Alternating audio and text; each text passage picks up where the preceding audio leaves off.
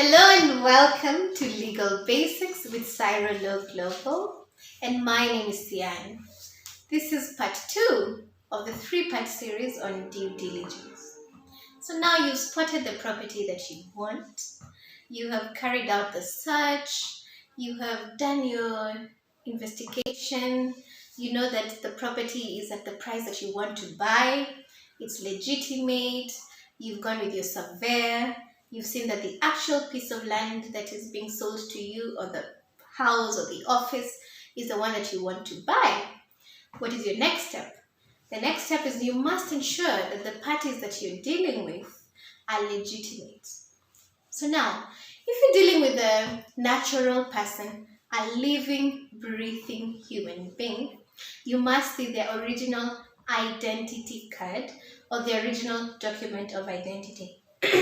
Some people don't have an identity card, maybe it got lost, they can use their passport, but you have to see the original document. And the reason is because some people can steal or even find copies of documentation for other people and use them in transactions, so you have to see the original ID. Secondly, you have to see their original PIN. Now, if you're dealing with a company, it is very, extremely important for you to carry out a search on the company. What a search on the company is going to do, it's going to tell you whether the company is duly registered. It is going to tell you the directors in office. Remember, in our previous broadcast about an agreement for sale, we said that if the wrong directors to the company sign an agreement, then the agreement becomes invalid because they're not in office and they do not have the right power to transfer property. So after you know which directors are in office, after you know what is the registration number of the company, and after you know that you're dealing with actual persons, then you can proceed to do your agreement. When you proceed to do your agreement, make sure that both parties are represented by an advocate. If it is possible, let a different advocate represent the different parties to a transaction.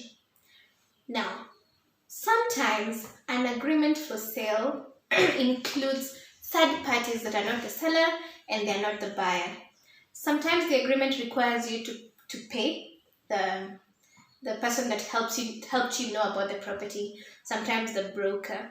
If it is possible, make sure that you capture the details of this third party in your agreement so that you do not have to go through situations where somebody else has the title documents or somebody else is standing in the middle of your transaction.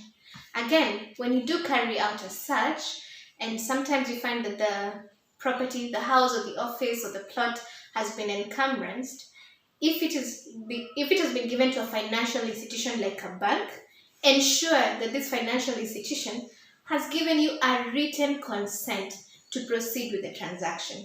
Remember that a mere encumbrance is not a reason for a person not to pass property or to acquire it, but the details of that encumbrance have to be known to both parties and you have to agree with it. For example, if somebody has taken a loan against a property, they can still pass it on, but they must have the full consent of the financial institution that they have given their land or their office or their house to, whatever property it is.